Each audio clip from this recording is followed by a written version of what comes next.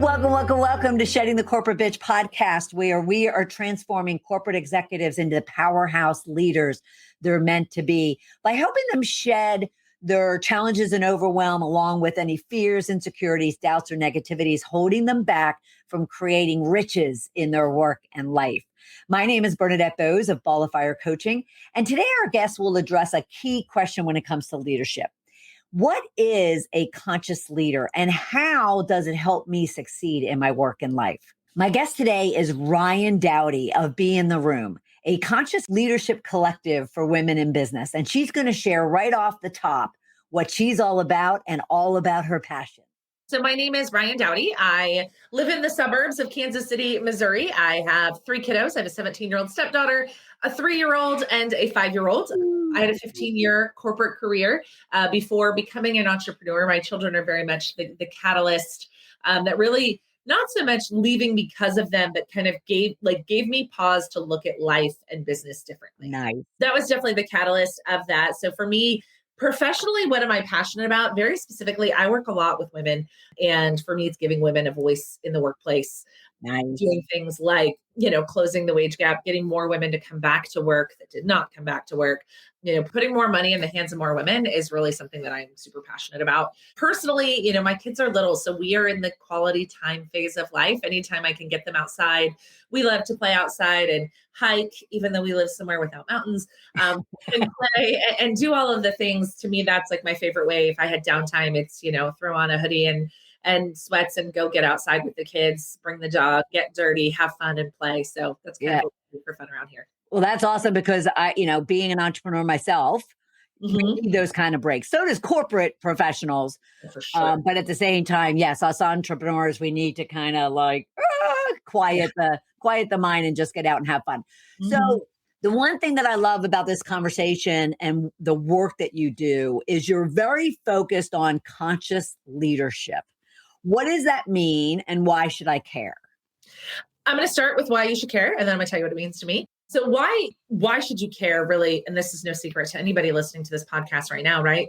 Today's employee has spoken. They are not okay with the way that business is done today. They are not okay with the way they are treated these days, how they are paid, how they're compensated, all of those different things, right? So whether it's, the Great Resignation or quiet quitting or whatever you're seeing, that the challenges we're having in recruiting and putting right people in the right seats and people's frustration over the recruiting process is basically, the world speaking and being like, it is broken and it is not serving me. And I'm not going to tolerate anything that doesn't serve me, which brings us to the definition of conscious leadership. Because to me, conscious leadership is that human first approach to leadership, right? Starts with our own self-awareness, right? The best way that we can lead other people is to first lead ourselves, right? To focus on things like personal responsibility and emotional intelligence and self-concept and, all of those different things, because to me, having that relationship with myself allows me to then be more aware of the other people around me. How can I serve those people in a better way? How can I elevate those people in a better way? So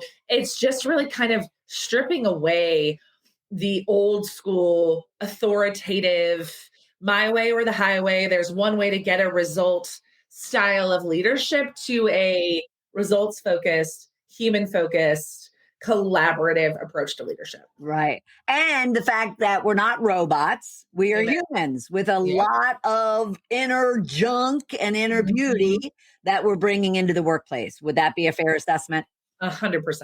Yeah. So you also mentioned self-awareness, you mentioned emotional intelligence, but you also used a term I don't know that many people talk about, and that's self-concept. Right. So what did you mean by that? Yeah. So self-concept, the definition basically is the lens of which you see yourself, right? So self-concept is essentially, what do you think of you?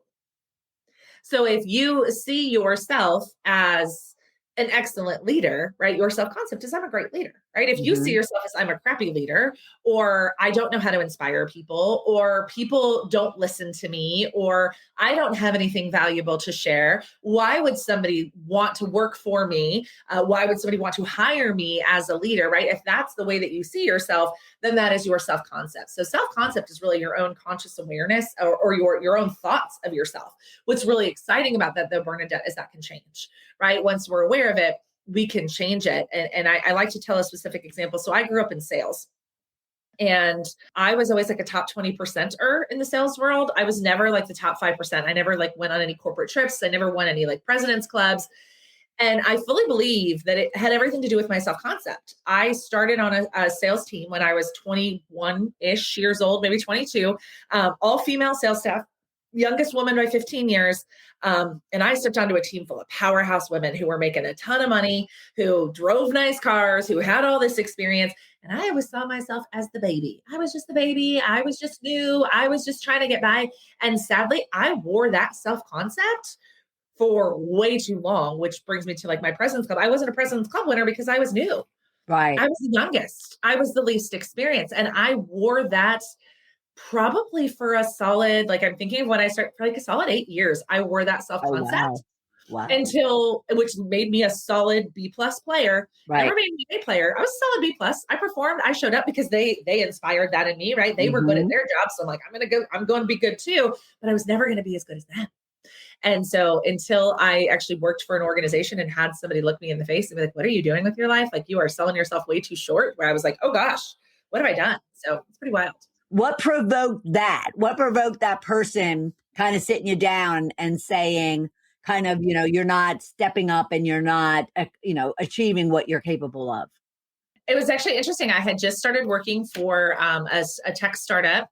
Not at the time they weren't considered a tech startup, but now we would call them a MarTech startup, a marketing technology firm. And I had a corporate trainer come in and ride along with me. That's how kind of their new hire training was. You went to corporate, you sat through that training, and then eventually somebody came and spent time with you in the field. Because I worked remote before it was cool back in 2011. Yeah, me too. Yeah. And I was just doing a ride along day with a trainer, and we did our morning appointments and we sat down over lunch, and she literally just looked at me and she's like, I'm like, that's the best like discovery and rapport built like I've ever seen. And I was like, oh, like I was just doing what I was told. And then she kind of pulled it out, and I told her what I was doing and where I was and where I came from and all these different things. And she was like, oh my God, you are so underplaying your skills in just such a major way. So it was really interesting. She was a stranger. Right. Well, sometimes it's easier to hear that from a stranger than it is from someone that, you look up to or you. Yeah. Well, first off, what were your emotions at that time when she was kind of telling you you're not achieving what you could be achieving? And, what was your attitude around receiving that type of feedback? Because a lot of people don't want to receive that type of feedback. Right. I was hungry for it. Again, I think subconsciously, like my intuition knew that I was playing small, but my brain couldn't catch up. So I was excited about that information, not offended, because I was still in a place where I think I needed the external validation, right? I needed somebody else to see it in me before I could see it in me. So for me, it was like, oh, really? I could do more. I could be more. Like, that's so interesting. Like I was empowered and excited by that information. Nice. So because I'm sure you do, when you come across a client who needs to be woken up, Right? what stage, I guess I'll first ask you, at what stage do they come to you? And then are they as open and receiving as you were when you start working with them? Yeah. So Be in the Room is actually a women's conscious leadership collective. So we are essentially a community of sorts. So I'm not working in capacity with my clients like you are. Like somebody comes to me and says, hey, Ryann, help me solve this problem. I more bring together smart, successful women to have open and honest and vulnerable conversations. So most of them come to us with that awareness of, either I'm not living up to my potential, or I'm trying to find a way to make my potential and my desires match up. I'm trying to get right with my ambition when other people aren't. So my people are probably in a space where they're aware that they're different and they're special and they're in an exciting way, but they're not always 100% sure what to do with that information. That's usually where women come into our community of like, I know I don't think like everybody else. I know that my ambition and my goals are a little different than other people, but I don't know why or how. And are they seeing that? Are they coming in and they're seeing that as what I'll call riches? Are they seeing it as benefits to themselves and they just need to figure out how to leverage them? Or are they walking in also with imposter syndrome or with other things that are really kind of pulling them down? It's a both and, right? Like, again, I think there's a little bit, they see the riches, they see the opportunity, and then they're like, who am I to do this type of thing? And I work with both entrepreneurs and women in the corporate space are both part of our community. And I think it's a little bit of both, right? It's the again, it's the gut feeling of I'm meant for more, I can do more. And then the mind logic feeling of, but what if I can't, but do I know enough? But, am I good enough? But so I think it's a both and for sure. And is that the biggest challenge women are having when it comes to leadership? Is it that self-doubt, or what might it be that you find? I definitely think it's self-doubt for sure. I think the biggest challenge I think that women are having in leadership is that there are no good examples of women in leadership of which to build our careers upon. So many women, they see the example that they were in. They know that they don't like it. They know that they don't want to do that. They don't want to create that, but they haven't seen a model of how to do it differently. I think that's the biggest challenge women in leadership have today.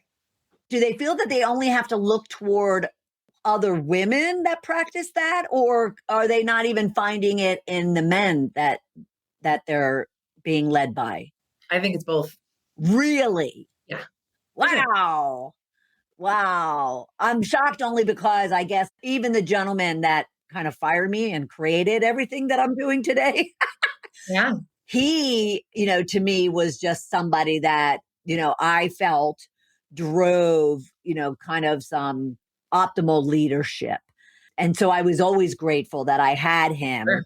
And took full responsibility for my part in it. Right. Oh gosh, that hit. The fact that they don't have the people to look toward. So how does your collective and because I know you also talk about leadership principles. Yep. And so how do you leverage what it is that you know and what your other experts know to really help them, especially if from a distance, help them to kind of address this self-doubt, even the lack of awareness? Right. So we have what we call our leadership learning library. So there's an entire library of education. My self-leadership principles program is in there. All of our strategic advisors, even the peer-led education is all housed in there, right? There's educational resources to go and listen on demand. But a lot of what we do is driving conversations. It's having conversations like these. The reason that I know that they don't have examples of good leadership is we had what we call collaboration events. And so everybody hops on Zoom and we put everybody in small Zoom rooms and we give them a topic to talk about. And Bernadette, one day, the question was about leadership. Like, describe the best leader you ever had and why. And overwhelmingly, the answer was, there's really not a lot of people in my career that were directly leaders to me that I want to emulate. And many times there were people in the ecosystem, right? Somebody else I worked for, or a colleague, or somebody who ran a different department, or a mentor from college or something. So it's not like I've never seen it done well. But a lot of them were like, I've never worked for somebody that I felt did it well. So that was actually when I realized that I was like, oh gosh, this is not just problem, like you said, that there aren't enough women in leadership roles. There's not enough conscious leaders in leadership roles. Yeah. And what do you think is of conscious leadership? Yeah. What is that one thing that if someone could get a grasp on and even start working on it with little tweaks, is it that self-awareness? Is it the self-concept, which I love that whole thing? Is it their emotional intelligence? What is it? I think it starts with self-awareness, right? Because we can't craft the self-concept or the emotional intelligence until we have the self-awareness. Okay. So if the women that come to you are already self-aware, right? Isn't that what I understood? They're on their way. They're on their way. Okay. So you probably run across a lot of women and men that have 0% of self-awareness. Right. Okay. So what do you do to crack that nut? Because that's a big, hard, stubborn nut. What does your collective help them do in that regard? Honest answer is I don't think you're super attractive to me or my community if you don't have that level of self-awareness, because you don't know it's broken, right? It's the whole idea of you're not even problem aware. You might come across, be in the room, you might wind up on our sales page or in our Facebook group or following us on Instagram or following us on TikTok. And you might be like, that's interesting, but it probably doesn't scratch an itch for you because you don't even know there's a problem, right? I'm put my marketing hat on for a moment, right? Like there's problem aware and solution aware. Our people are problem aware. But to ask me the question, if I were to lead someone or to be in a situation where I realized that somebody had zero self-awareness, that is kind of where I would start, is that conversation of, in order to be the best leader, and I say this probably a dozen times a day, is like, we have to lead ourselves first before we can lead others. Like, where do you think your biggest opportunity for awareness is within you? Right. Because it always starts with self-reflection, right? Right. Because if you're going to sit here and you're going to tell me Sally is lazy and Joe sucks and like tell me what's wrong with your team, which is oftentimes where we start, right? I'm going back to kind of my corporate experience. It was always somebody else's fault. And it's like, okay, cool. Let's take everybody else out of the equation. Let's start with you. What's your biggest opportunity for improvement, for connection, to make a change? So it's always about that self-reflection. And again, not with judgment. I'm not judging you. I'm not telling you stop blaming everybody else. I'm like, let's hold up a mirror for a second, right? Like we can't control Sue, Sarah, Johnny, and Billy, but we can control us. So let's start there. Right. Right. Yeah, absolutely. Absolutely. And to master their inner self, Yeah. is that a series of questions? Is that a series of feedback? Is that a series of different activities that you would put someone through? And let's assume they have a little bit of self-awareness because they know at least they want different or new or bigger or better. Yeah. So the self-leadership principles, there's 6 of them. So we start with self-trust, personal responsibility, self-awareness, our emotional intelligence, and growth mindset. So there's 6. And that's where I would start, right? I would start at the top with self-trust, right? Learning to trust yourself, learning to tune in. And so most of the time it's education and then workshops. Like I wind up giving people a lot of homework because it's a lot of it is self-reflection. So it's bringing awareness to the thing, right? I hate to use the word problem because problem feels yucky, right? But this opportunity for improvement, like sit down and think about it. So it's a lot of reflection. It's a lot of typically journaling, like writing it all out. Or I've hosted group sessions before where across the board, right? I say this, how does that make you feel? Right. I say that, how does that make you feel? Right. You have to feel safe in those environments to have those conversations, which is why sometimes it's a one-on-one job, but it's a lot of homework around how self-aware are you? What are your strengths? What are your weaknesses? Yeah. What beliefs are yours? What beliefs did you borrow from other people? Why have you created the same circumstance over and over and over again, right? It's the whole idea of like, wherever you go, there you are. So people oftentimes, they're like, I'll just get a new job, right? Like this place isn't working for me. I'll go get a new job. But if you find yourself creating patterns and everywhere you are, you have the same problem. At some point in time, there's a common denominator and it's not the job. Yes. Now, you mentioned self-trust. Mm-hmm. So what is it that's preventing someone, especially I would expect that, whether entrepreneurial or corporate, these women are kind of down the line. They're advanced, they're seasoned, they're expert. And so what is it that they're not trusting themselves with or about? Everything. Most of the time, so many of us have created success that is not our definition of success. Okay. My entire story starts with, I did everything right in life. I went to college. I graduated high school, went to college, got a degree, climbed the ladder, got an MBA, got married, had kids, did all the things, wound up sitting in my pretty corner office and was not fulfilled or happy in any way, shape, or form. I had just followed the prescribed version of success. Right. Because self-trust is staying true to you, right? Looking after your own needs, your own safety. And so often as we start to climb the corporate ladder, we're not given a lot of choices, right? It's like, well, do this or this. So we just do that and don't often stop to think about, do I want this? Does this feel good to me? Right? Like, do I like the way the company I work for treats its people? No, but I feel like I don't have other choice, right? Like that's a fracture in self-trust. Yeah. You're aware that you don't like the way that people are being treated, but you're not doing anything to change it. Right. That's not staying true to you, right? You have a superior who's asking you to do something that doesn't feel good to you, right? To fire that person, hire that person, write that person up, do this, shove this initiative down your people's throat, even though it's completely different than the one from last week, right? That's not staying true to you. Right. How do they see that as a lack of self-trust in themselves, as opposed to that they just don't like something and yes, they're not taking action on it? Yeah. I think that it goes back to honest answer is it's that alignment. If you dread going to work more days than not, like there's probably something broken. True. If you hate your job, if you are consistently, being asked to do things that you don't enjoy or treat people the way that you don't want to, like that to me, like your body is telling you whether you're listening to it or not. Right. And it might even show up, unfortunately, as illness and burnout and all these other things. But if like, you're going to work every day and it weighs 800 pounds, like something is broken. Yes. I dealt with that for probably the last year and a half that I was in corporate. Yeah. I just like basically laid on my couch. I was miserable. I just didn't want to do anything. Right. I'm not sure that I would have looked at it though, that I'm not trusting myself that I deserve better and different and newer. That's very interesting. Okay. So from all of those six, and I'm going to ask you to repeat it because you talk very fast. I do. And which is awesome. But at the same time, I really want our listeners to, kind of grasp them.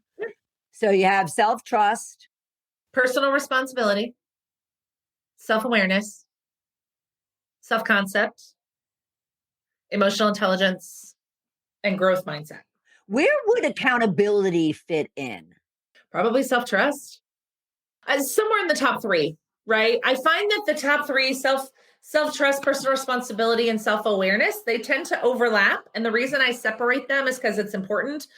Self-trust is realizing, again, that like staying true to you, right? Personal responsibility is owning your role in creating the life of your dreams.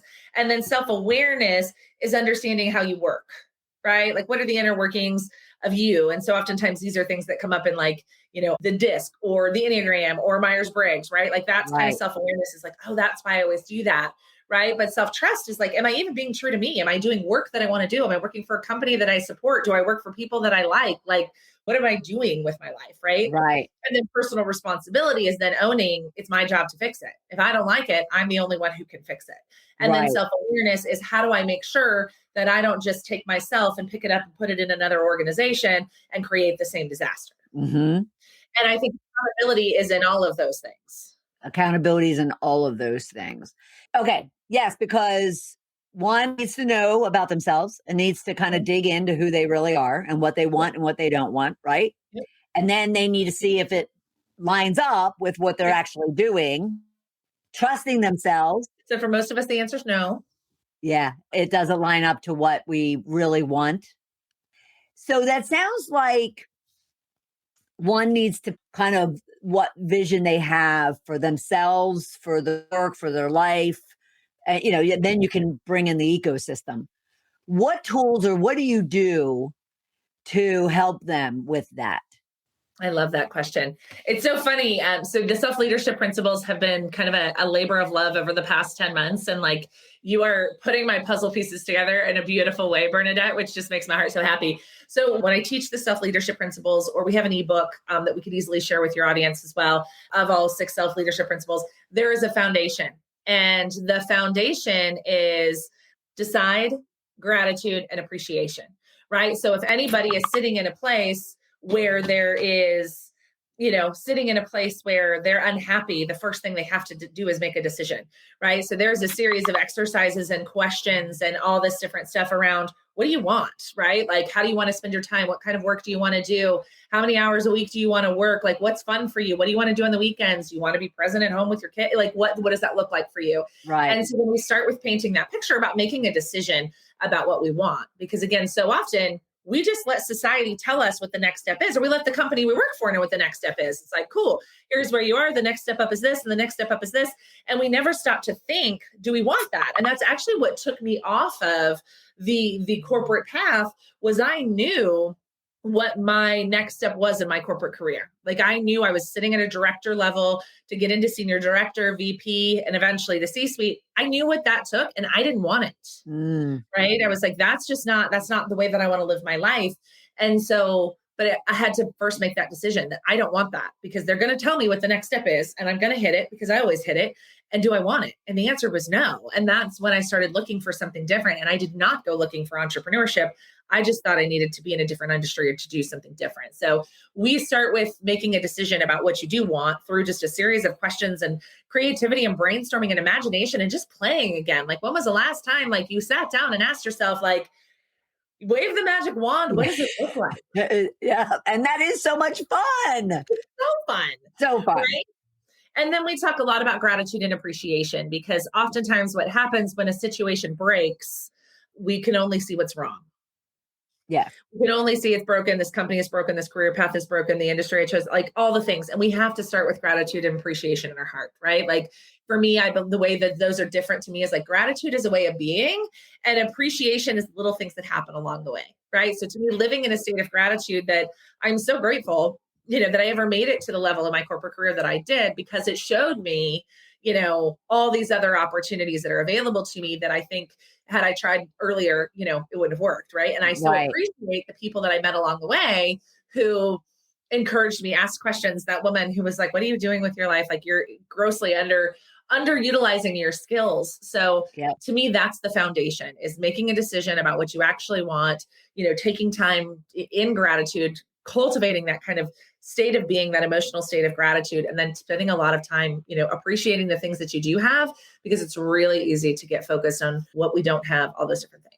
Right, right. Well, and the gratitude too is even being grateful that you are stuck, that you are learning, that you Right. are making mistakes, that you are, kind of Yeah. doing what everybody goes through. And that is the highs and Mhm. the lows, Yep. and being grateful for all of that because it's making you who you are. Absolutely. Yeah. But to me, like, the feeling of stuck is the feeling of something is wrong.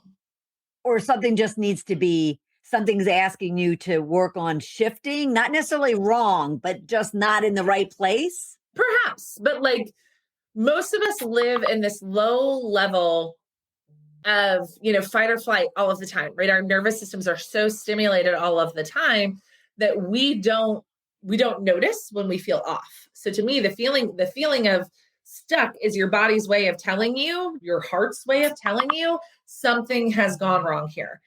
So that's, again, not something fundamentally wrong, but it's your body's way of like trying to get your attention, because it doesn't know how else to get your attention, because we're so we're so disconnected, unfortunately. Right, right. No, it's so true. It's so true. Okay, so you mentioned, and I want to make sure, and that's why I brought up your website again, Yeah. because you mentioned that there's an ebook on Uh-huh. the principles.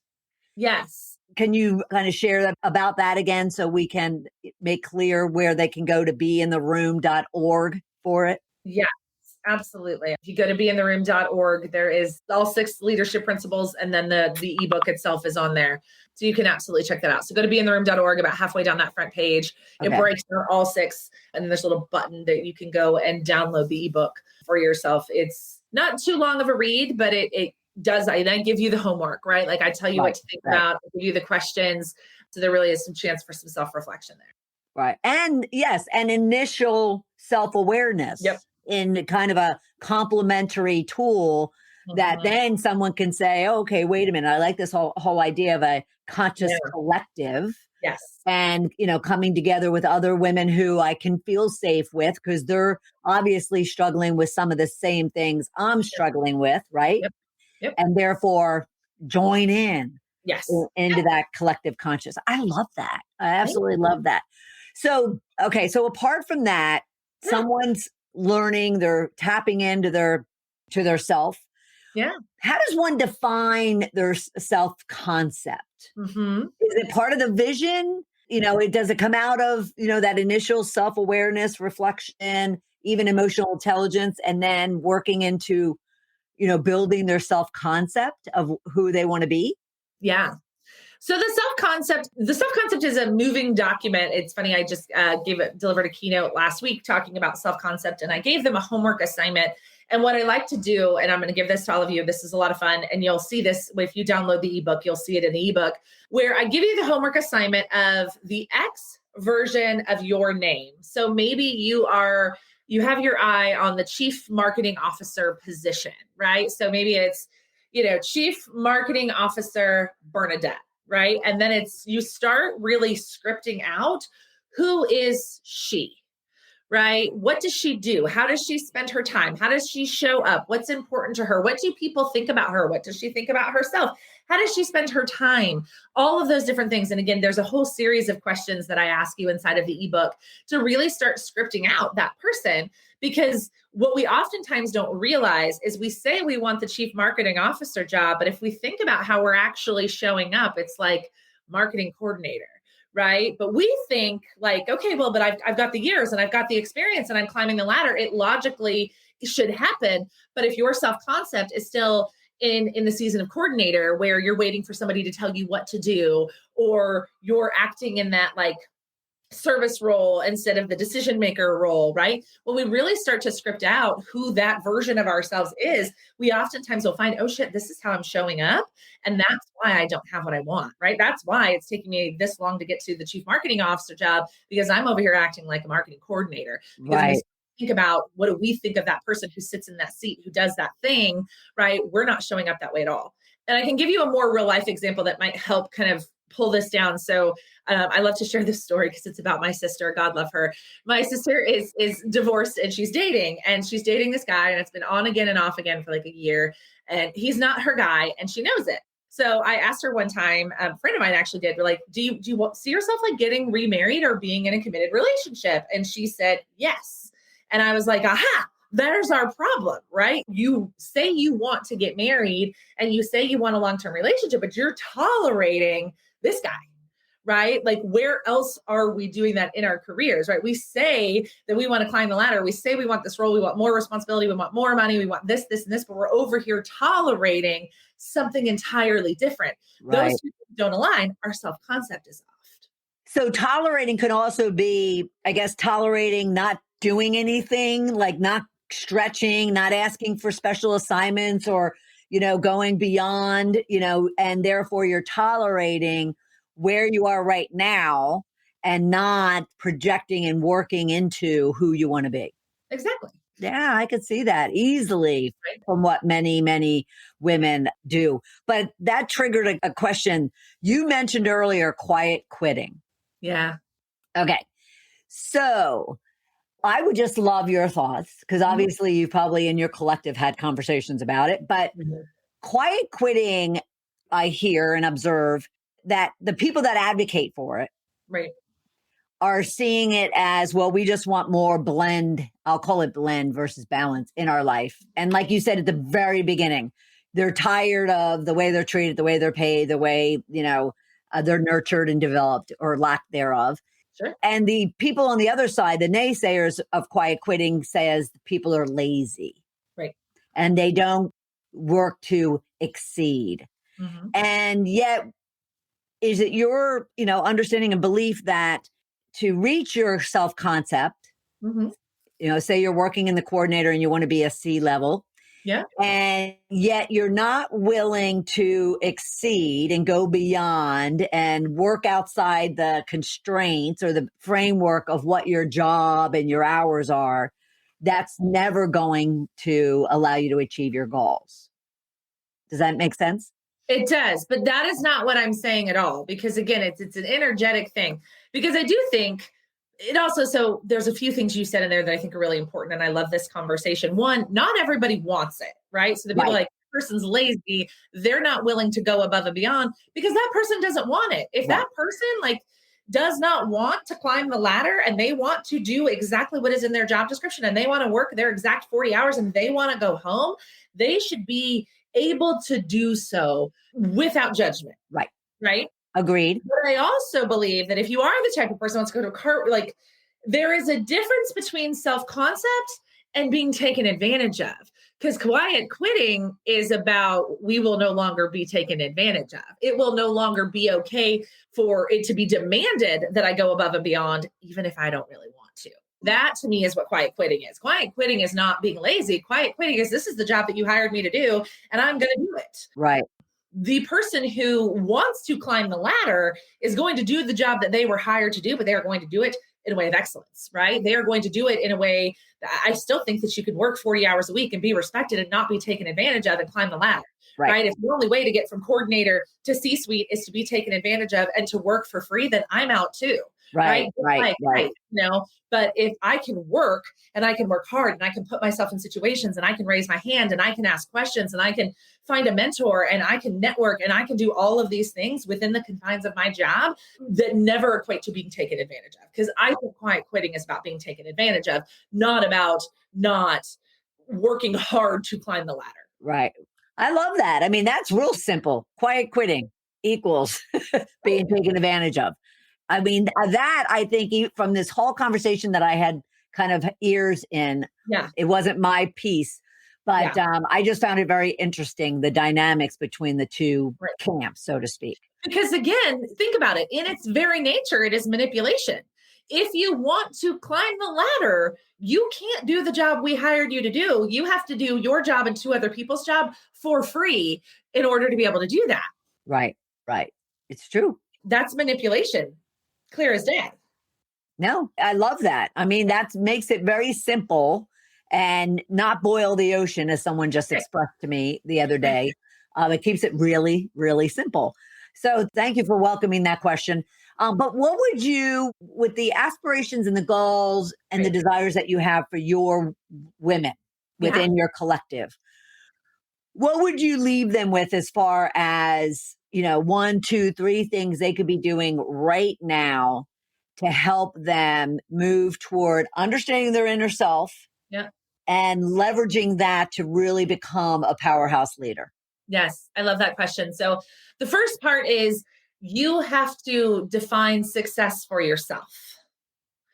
Do not let anybody else define success for you. And again, I'll give you a specific example. There's a woman in the room she's at the VP level in her career, and she has had multiple opportunities to continue to climb. She has chosen not to because she has 2 small children and she doesn't want to. She's well paid. She's good at her job. She works from home. She has a lot of flexibility. She can be present with her kids.